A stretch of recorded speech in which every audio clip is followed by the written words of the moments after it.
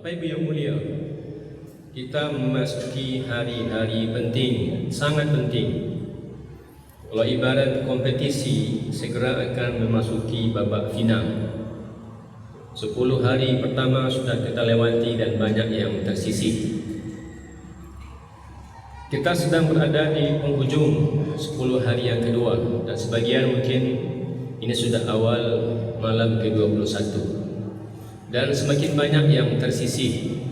Masjid-masjid sudah berangsur kelihatan lebih lapang dan lebih longgar. Padahal kita sedang memasuki babak yang paling penting dalam sebuah pertandingan, babak final.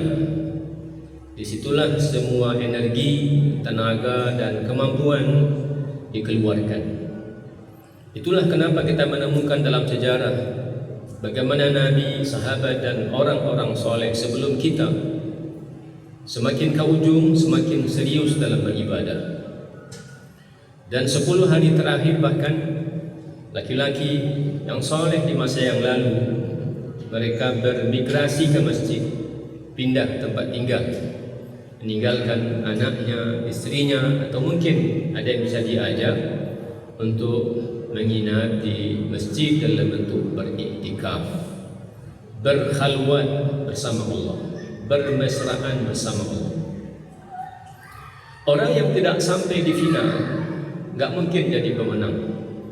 Yang sampai di final pun belum tentu jadi pemenang, apalagi yang sudah kalah.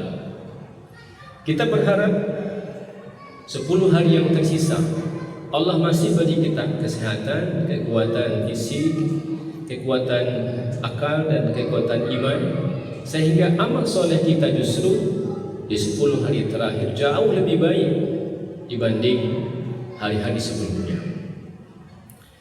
Tema kita tentang satu hadis Nabi, pendek, singkat hadisnya, tetapi maknanya tidaklah sedangkal dan sependek lafaznya.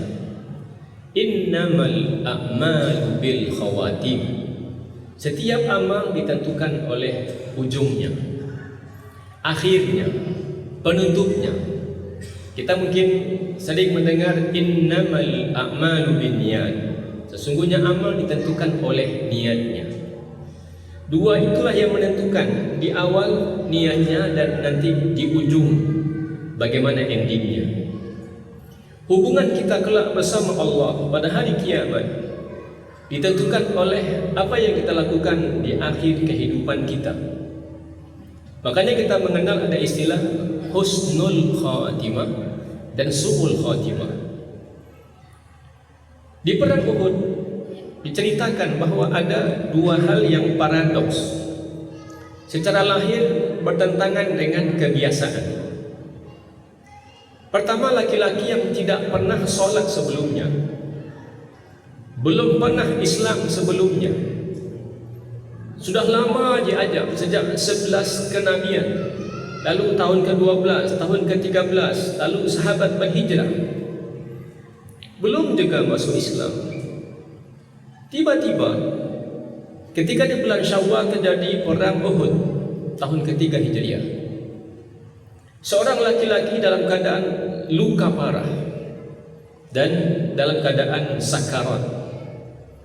Sahabat kemudian heran, alasta Usairim, bukankah anda adalah Usairim? Ya, Usairim ini dari awal diajak masuk Islam tidak mau.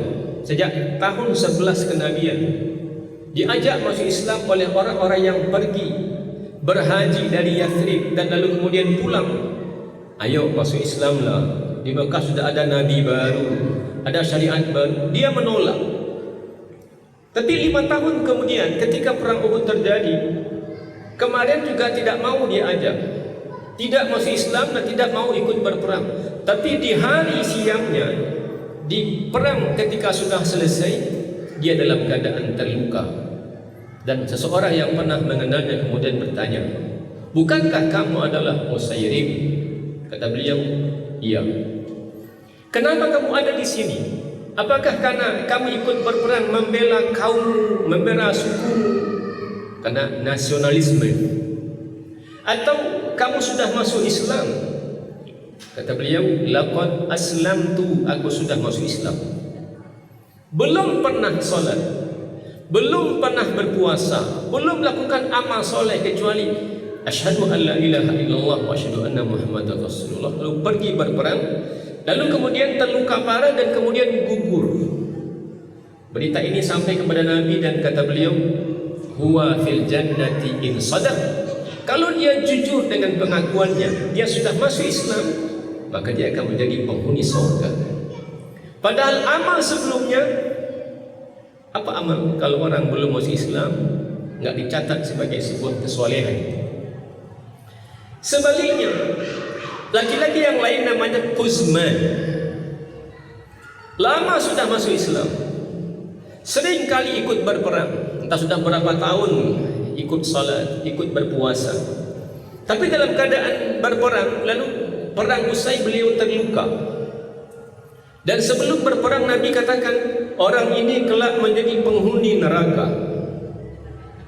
Sehingga sahabat yang pernah mendengar ungkapan ini kemudian cari tahu, ada apa dengan orang ini sehingga Nabi katakan kelak dia menjadi penghuni neraka.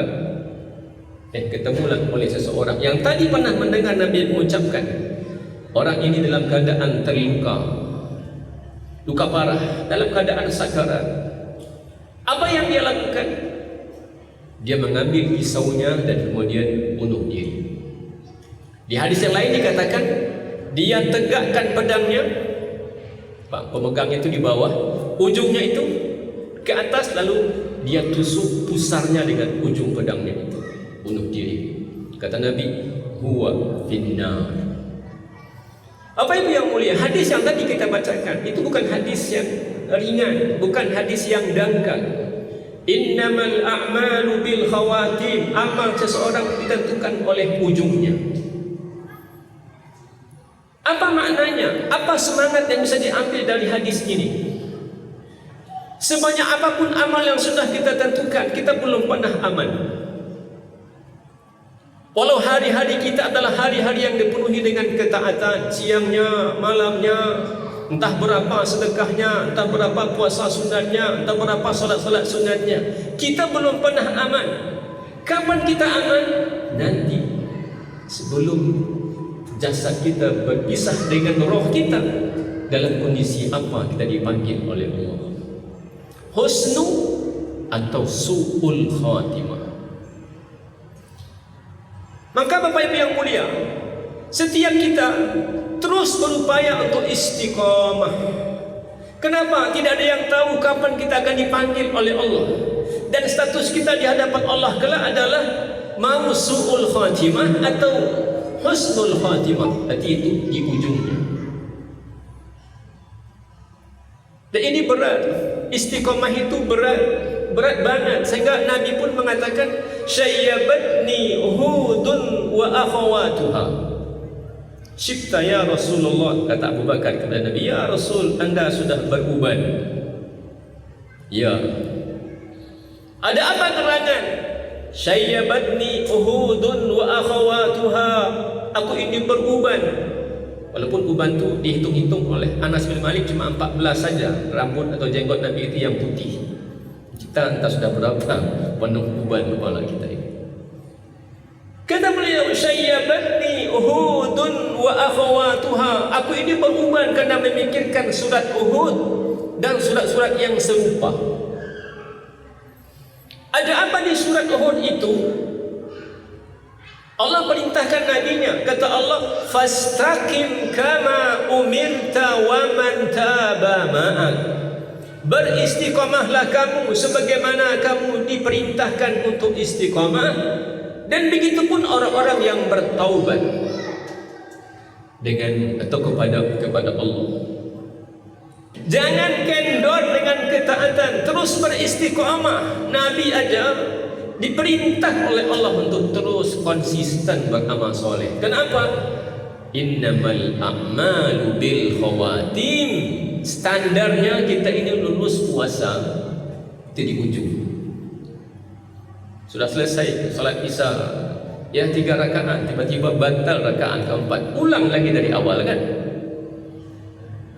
Sudah 28 hari, lalu gimana? Harus nyambung hari ke-29, nyambung hari ke-30. Siangnya, malamnya, qiyamnya, siamnya. Innamal a'malu bil khawatim. Sesungguhnya amal ditentukan oleh ujungnya. Jangan kalah. Sebagian kita, kawan-kawan kita mungkin sudah kalah.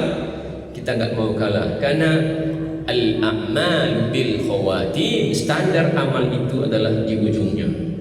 Dan standar kita di hadapan Allah nanti juga adalah saat kita dipanggil oleh Allah. Kita dalam keadaan berimankah atau tidak. Dan saat dibangkitkan pada hari kiamat adalah dalam kondisi terakhir kita. Sedang ngapain kita sebelum meninggal itu? Sedang ngapain? Sedang berjudi, nanti berjudi dibangkitkan. Sedang main dibangkitkan. Sedang solat dibangkitkan. Sedang baca Quran dibangkitkan. Sedang berhaji, berihram, sedang itu nanti dibangkitkan. Jadi yang standar adalah al-khawatim, finishnya, endingnya. Yang kedua, ibrahnya adalah dari hadis ini, al-musara'atu bit-taubah, bersegeralah dalam bertaubat. Tidak masalah, kita ini pernah melakukan kesalahan. Bahkan mayoritas hari-hari kita adalah hari-hari kesalahan, gak apa-apa. Karena endingnya adalah itu yang menentukan. Yang menentukan itu adalah ujungnya. Jangan terlalu terpengaruh dengan amal-amal masa lalu. Ya Allah, dulu saya begini. Ya Allah, dulu saya begini.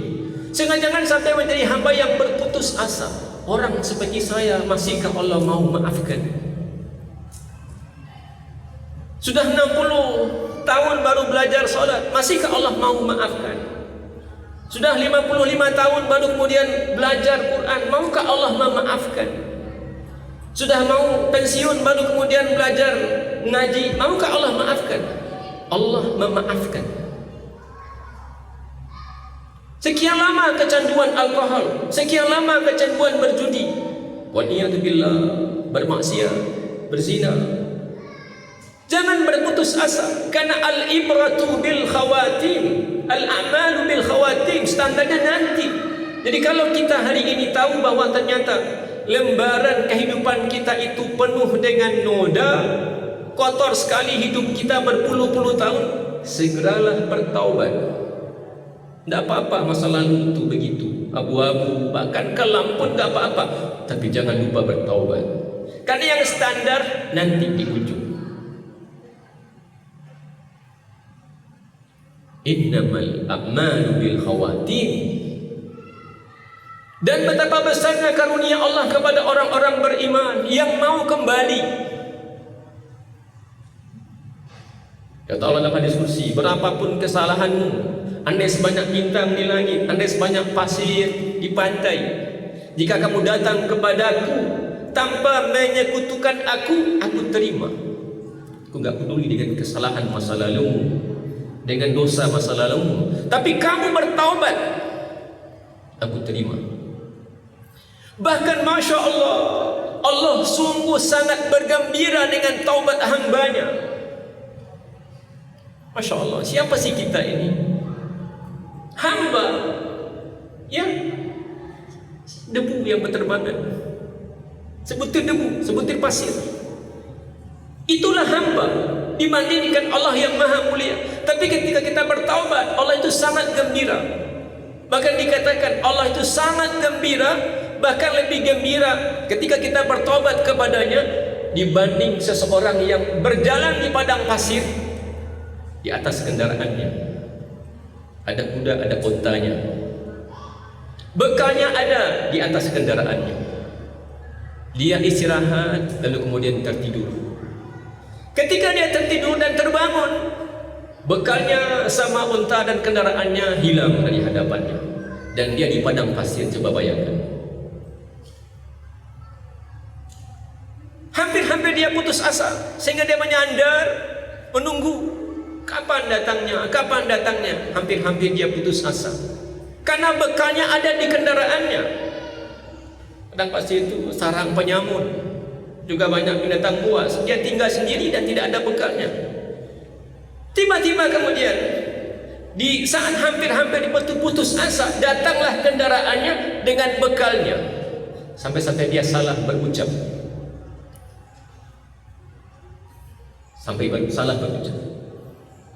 Allahumma anta abdi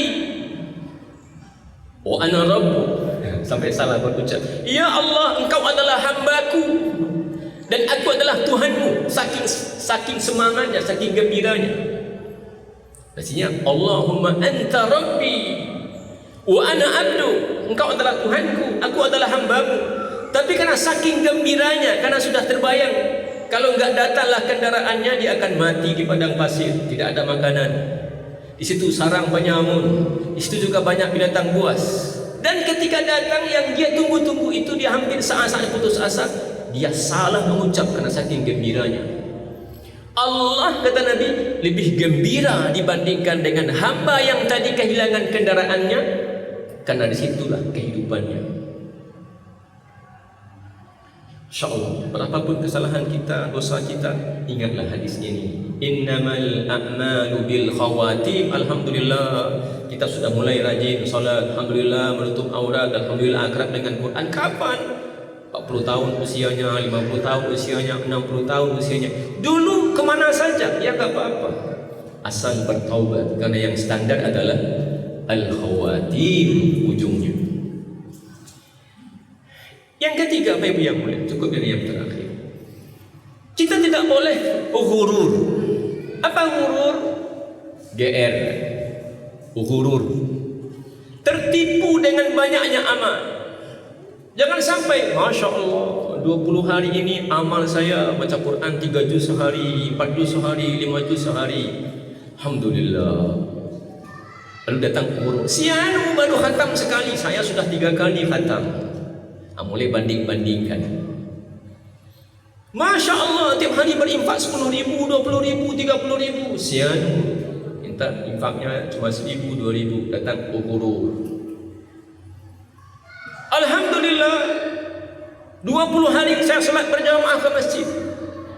Sianu, jarang ya kalau datang paling zuhur, datang paling asar. Saya 5 kali ke masjid, Alhamdulillah. Lalu banding-bandingkan, datang ghurur, GR, takjub dengan amalnya, kagum dengan amalnya, sehingga kita lihat baiknya saya kemudian harus maksimal betul dalam beramal soleh, sedangkan kawan-kawan lain enggak.